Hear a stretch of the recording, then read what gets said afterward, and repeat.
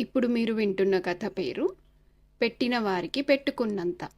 పూర్వం ఒక గ్రామంలో ఇద్దరు అనాథ స్త్రీలు ఒకే చోట ఉండేవారు. వాళ్ళ ఇళ్ళు వేరైనా ఇళ్ల కప్పులు కలిసే ఉండేవి. ఇద్దరూ ఇంచుమించు ఒకే వయసు వారు. ఇద్దరికీ ఎవరూ లేరు. అయితే వారిలో ఒక పెద్ద తేడా ఉండేది. ఒక ఆవిడ అచ్చంగా తన సౌఖ్యము తన క్షేమము చూసుకునేది. రెండవ స్త్రీ ఎప్పుడూ ఇతరుల సుఖం కోరేది, ఎవరికే కష్టం వచ్చినా ఆదుకునేది. ఈ స్త్రీలుండే ఇళ్లకెదురుగా ఒక బౌద్ధ సన్యాసుల మఠం ఉండేది. అందులో ఉండే భిక్షువులు అస్తమానము ధ్యానం చెయ్యటమో, తమ ఆవరణలో తోట పనులు చెయ్యటమో, ప్రజలకు సహాయపడటమో చేస్తుండేవారు. ఈ అనాథ స్త్రీలకు కూడా వాళ్ళు సహాయపడుతూ ఉండేవాళ్ళు. ఒకనాటి రాత్రి పెద్ద గాలివాన సాగింది. స్వార్థం గల స్త్రీ భోజనానికి కూర్చుని ఉండగా ఎవరో తలుపు తట్టారు. ఆమె గబగబా వంటపాత్రలు దాచిపెట్టేసి వచ్చి తలుపు తెరిచింది. ఈ గాలివానలో ఎవడో తలదాచుకొని వచ్చి ఉంటాడు. భోజన పదార్థాలు వాడి కళ్ళ పడ్డాక తినమనకుండా ఉంటే బాగుండదు అనుకున్నదామె. కాని తీరా తలుపు తెరిచేసరికి బౌద్ధ సన్యాసి ఒకడు లోపలికి వచ్చాడు. వానకు తడవకుండా అతనొక గూడా కప్పుకొని ఉండటం చేత ఆమెకు అతని ముఖం సరిగ్గా కనిపించలేదు. నీ భోజనానికి అంతరాయం కలిగించినట్టున్నాను అన్నాడతను. ఈ సంగతి అతనికి ఎలా తెలిసిందా అని ఆశ్చర్యపడుతూ ఆమె అతనిని భోజనం చెయ్యమని ఆహ్వానించింది. తనకు పదింతలుగా ప్రత్యుపకారం జరుగుతుందన్న నమ్మకం ఉన్నప్పుడు ఆమె చాలా దాతృత్వం కనబరిచేది.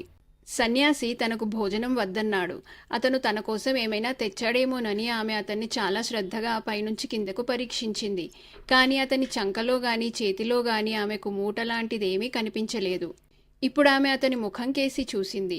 అది ఆమెకు పరిచితమైన ముఖం కాదు. ఆ ముఖం కొత్తగా కనిపించటమే కాక మామూలు బౌద్ధ సన్యాసుల ముఖాలలాగా మొరటుగా కూడా లేదు.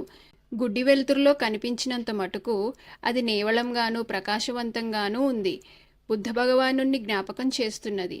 అయితే ఆమెకు బౌద్ధ సన్యాసి ముఖం కంటే అతను తనకు ఏ విధమైన సహాయం చెయ్యగోరి గాలివానలో పడివచ్చాడో తెలుసుకోవాలన్న తహతహ జాస్తి అయ్యింది. గాలివాన చాలా దారుణంగా ఉంది. ధనికుల ఇళ్ళు ఎంత సుఖవంతంగా ఉంటాయో ఇలాంటి సమయంలో తెలిసి వస్తుంది. కానీ పాపం దిక్కులేని వాళ్ల ఎముకల్లో గుంజు కూడా ఈ వానకు కరడుగట్టిపోతుంది కదా అన్నాడు సన్యాసి. కాదా మరి? దయాపరులు సహాయం చెయ్యకపోతే ఇలాంటప్పుడు అనాథల గతి ఏం కాను అన్నది ఆమె. బిడ్డ, ఆ ఉద్దేశంతోనే నేను ఈ వానలో పడి ఇక్కడికి వచ్చాను అన్నాడు సన్యాసి. పుణ్యాత్ముడవు తండ్రి అన్నదామె. దానం చేసిన వారే పుణ్యాత్ములు. అమ్మా, నీకు పుణ్యం సంపాదించుకునే అవకాశం వచ్చింది. నీకన్నా హెచ్చు కష్టంలో ఉన్నవాళ్లను నీవీ రాత్రి ఆదుకోవాలి. ఇద్దరు దిక్కులేని వ్యక్తులు మఠానికి చేరుకున్నారు. పిడుగుపడి వారి ఇల్లు కాలిపోయింది. వారికి గల సమస్తము కాలిపోయింది. వాళ్ళు వయస్సు మళ్ళిన వాళ్ళు, దిక్కులేని వాళ్ళు. ఈ గాలివానలో చిక్కుపడిపోయారు. వాళ్ళకివ్వాలంటే మా మఠంలో ఏమీ లేదు. ఈ రాత్రి వాళ్ళు సుఖంగా పడుకునేటందుకు ఏమైనా ఇస్తే తెల్లవారగానే నీ వస్తువులు నీకు అప్పగిస్తాం అన్నాడు సన్యాసి. ఆమె తన చిరాకును దాచుకోలేక, పేదరాలిని, అనాథను, ఎవరన్నా ఇస్తే పుచ్చుకోవలసిన దాన్నే గాని నేనేమి ఇవ్వగలను నాయనా? నాకంటే కలిగిన వారెవరూ నీకీ ఊళ్ళో కనిపించనే లేదా అన్నది. కనీసం ఒక కంబళి ఇవ్వలేవా? వాళ్ళంతసేపు వానలో చీకి ఉన్నారు పాపం అన్నాడు సన్యాసి. ఆవిడ గతుక్కుమన్నది. కొద్ది రోజుల క్రితం శ్రేష్ఠిగారి కూతురు పెళ్లి జరిగినప్పుడు ఆమెకొక మంచి కంబళి దానం చేశారు. ఆ సంగతి సన్యాసికి తెలిసింది కాబోలనుకున్నది. 100 ఆరైనా దాన్ని సన్యాసికి ఆమె ఇవ్వదల్చలేదు. పాత దుప్పటి ఏదైనా దొరుకుతుందేమో చూడటానికి ఆమె లోపలి గదిలోకి వెళ్ళింది. 2-3 దుప్పట్లున్నాయి. కానీ అన్నీ గట్టివి. ఇంకా చాలా కాలం మన్నుతాయి. ఆ అనాథలు మురికివాళ్ళో, అలగావాళ్ళో, రోగిష్టివాళ్ళో. మంచి దుప్పట్లు మళ్ళీ వస్తాయి కదా అని వాళ్ళకిస్తే తిరిగి ఏ రూపంలో వస్తాయో. ఇంతలో ఆమెకి తన చింకి గుడ్డల బొంత జ్ఞాపకం వచ్చింది. దాన్ని తాను వాడటం మానేసి చాలా కాలం అయ్యింది. తీరా దాన్ని తీసి దులిపి అడుస్తుండగా ఇది కూడా అవసరానికి నిక్షేపంగా పనికి వస్తుంది. చూస్తూ చూస్తూ ఎలా ఇవ్వటం అనిపించింది ఆమెకి. అయినా సన్యాసిని ఉత్త చేతులతో పంపటానికి లేదు కనుక దాన్ని అతనికిస్తూ, దీన్ని పక్కకు వేసుకుంటున్నా నాయనా. పెద్దదాన్ని, కీళ్ల నొప్పులు రాకుండా ఇదే కాస్తున్నది అన్నది. అమ్మా, వాళ్ళు కూడా నీ వయసు వాళ్లే.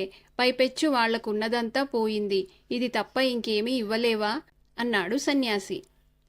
తన దగ్గర ఇవ్వటానికి ఇంకేమీ లేదని ఆమె ప్రమాణాలు చేసిన మీదట సన్యాసి వెళ్ళిపోయాడు. అతను రెండవ స్త్రీ ఇంటి తలుపు తట్టి లోపలికి వెళ్ళి ఆమెతో కూడా ఈమెకు చెప్పినట్టే చెప్పాడు. వెంటనే ఆవిడ తనకు శ్రేష్ఠిగారి కూతురు పెళ్లికి వచ్చిన కంబళి, తన వద్ద ఉన్న పక్క దుప్పట్లు అన్నీ తెచ్చి సన్యాసి ముందు పెట్టి, ఇంకేమన్నా కావాలా నాయనా అని అడిగింది. అది పనికొస్తుంది, ఇది పనికొస్తుంది అంటూ సన్యాసి ఆవిడకు ఒక్క చింకి చాప మాత్రం పడుకోవటానికి ఉంచి ఇంటగల వస్తువులన్నీ తీసుకుని వెళ్ళిపోయాడు. అతను వెళ్ళినాక గాలివాన మరింత తీవ్రమయ్యింది. ఒక రాత్రివేళ ఆకాశం విరిగినట్టు పెళపెళామని చెవులు పగిలే చప్పుడయ్యింది. అనాథ స్త్రీలుండే ఇంటి కప్పు పైన పిడుగుపడి కప్పు అంటుకున్నది. స్త్రీలిద్దరూ ఎలాగో ప్రాణాలు దక్కించుకొని వానలోకి పరిగెత్తారు. అంతకు పూర్వం వచ్చిన సన్యాసి వారిద్దరికీ ఎదురొచ్చి చెరొక చెయ్యి ఇచ్చి మఠంలోకి రండి అన్నాడు. మరుక్షణం వాళ్ళిద్దరూ మఠం లోపల ఉన్నారు. తాము అక్కడికి ఎలా చేరింది వాళ్ళకే తెలియదు. బిడ్డలారా, మీ వస్తువులు మీరే తీసుకోండి అన్నాడు సన్యాసి. పాపం ఆ వానలో వచ్చిన అనాథలో అన్నది రెండవ స్త్రీ అతనితో. మీరే ఆ అనాథలు అంటూ సన్యాసి మాయమయ్యాడు.